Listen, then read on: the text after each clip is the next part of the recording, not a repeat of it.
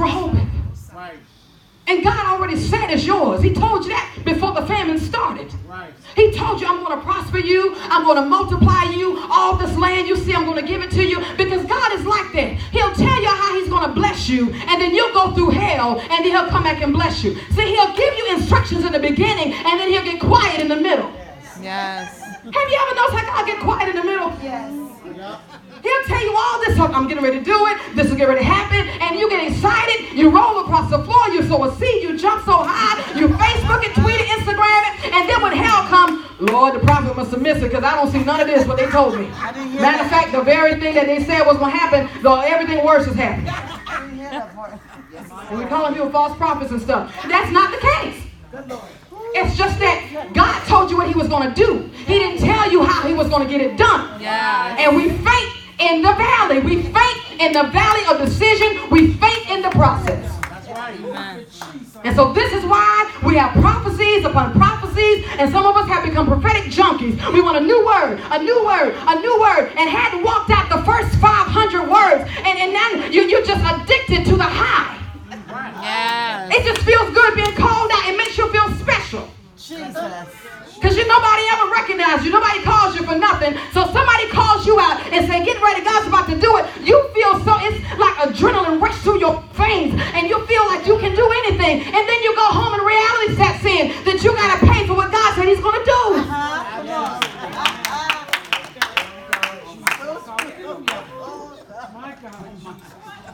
Isaac had to foot the bill for Rehoboth.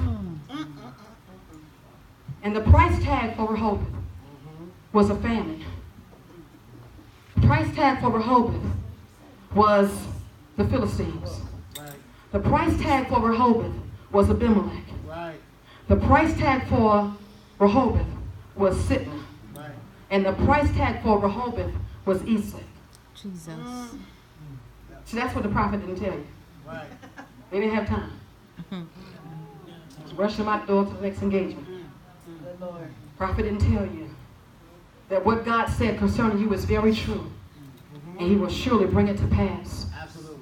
But before he does so, the word, the Bible says, concerning Joseph, has to be tried in you. Right. So you don't get Rehoboth until you deal with Esek and Sitna first. Amen. Because everybody want to jump to the end of the story, Right. where we all live happily ever after. Right. And the prince kissed the lady kissed the prince, and he become the frog. And y'all know the story. And Henny Penny get the bread, and the pigs get to live. Everybody want to get to the end of the story. Nobody want to see what the middle look like, because the middle is ugly. When a woman is pregnant, amen, let me tell you something. The universe, the atmosphere, the spirit realm knows you can see before you know it. When the act takes place, the Lord already knows. Right. That's why he told Mary, look, this is getting ready to happen to you.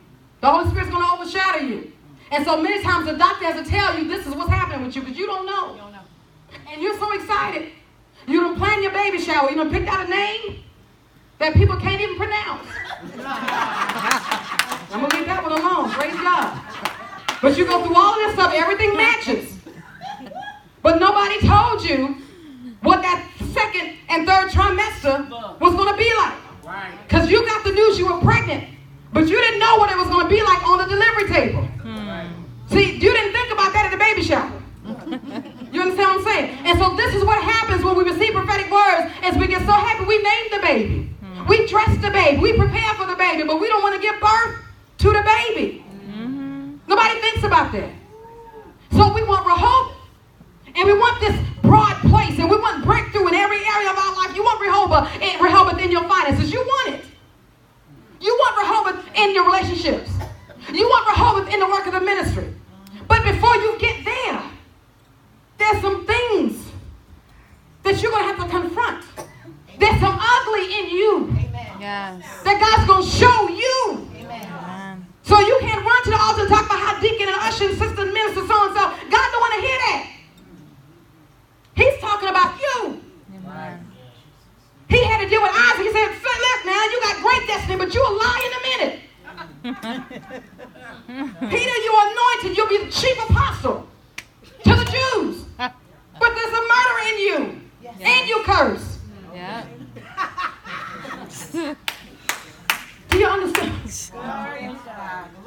You understand what I'm saying?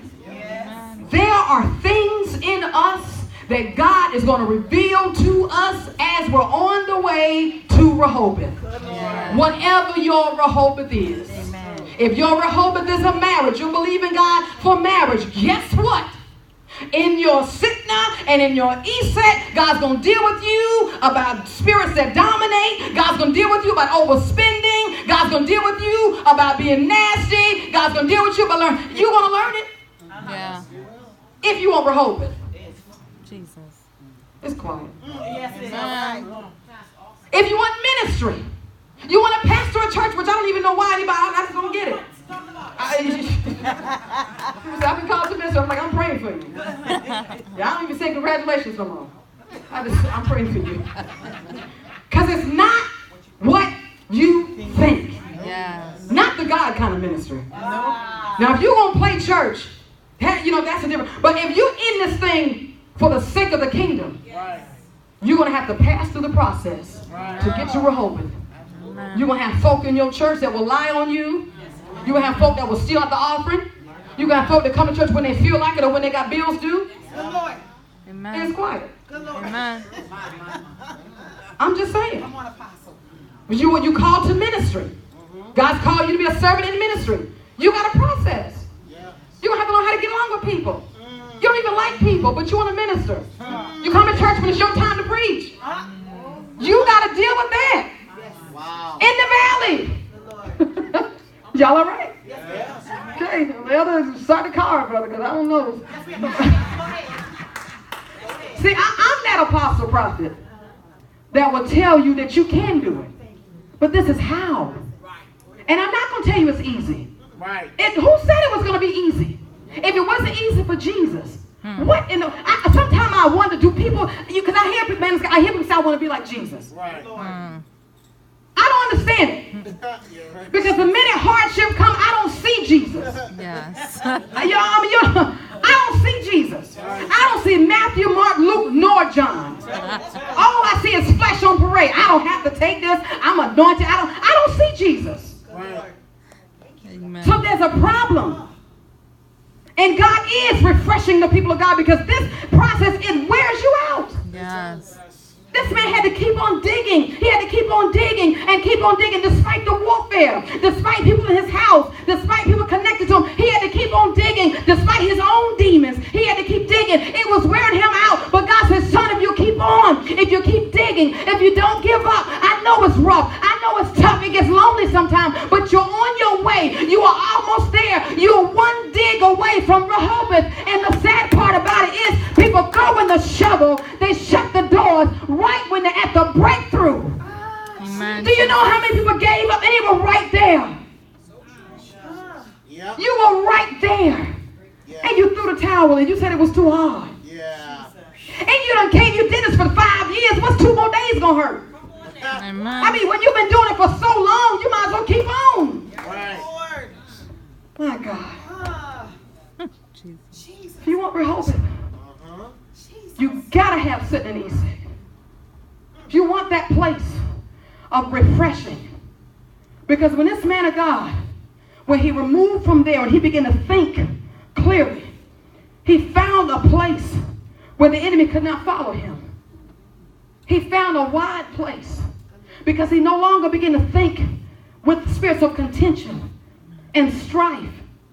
And he began to elevate his mentality and say, you know what? If they don't go to church, I'm still going. Absolutely.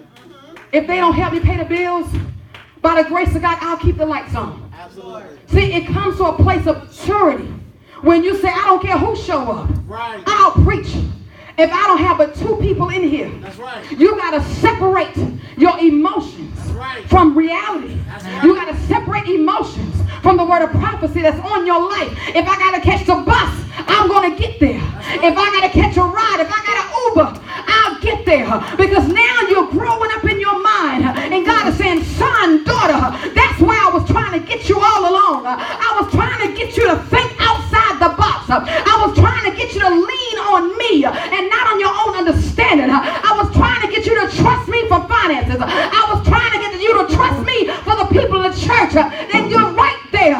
Keep on digging. I'm going to send you some help. I'm going to make sure that the men of Gerard don't follow you this place. They can get a hold of you in Sidna, and they can find you in Esek. But when you get to Rehoboth, I'm going to order angels, and they're going to seal the gate. There's going to be a firewall around your life, and I'll make sure that you're going to get water out of your belly. Will flow rivers of living water, and I will refresh you. There's a season of refreshing that's coming to the people of God because you've been wearied and you've been laboring, and God said you didn't get weary in well-doing, but you shall reap if you faint not. I wish I had a church that said I won't get weary, I won't give up. I may have to cry sometimes, I may have to walk alone, I may have to sing my song without drums, but I'm going to keep singing because I'm on my way to Rehoboth. There's a place in the realm of the spirit where I don't have to fight this devil no more. There's a place I got to get to where I don't have to face this same demon. I got to get there. Anybody trying to get there? Do you have Rehoboth in view? Can you see a place of breakthrough? Can you see a wide place? Can you see doors opening? The gates swinging open? Do you see room in your finances? You coming out of the tight place, coming out of tight marriages, tight children, tight health problems. You coming out because Rehoboth is summoning you, is beckoning you. Come on out of Esek. Stop contending and stop fighting. Stop wrestling and keep digging.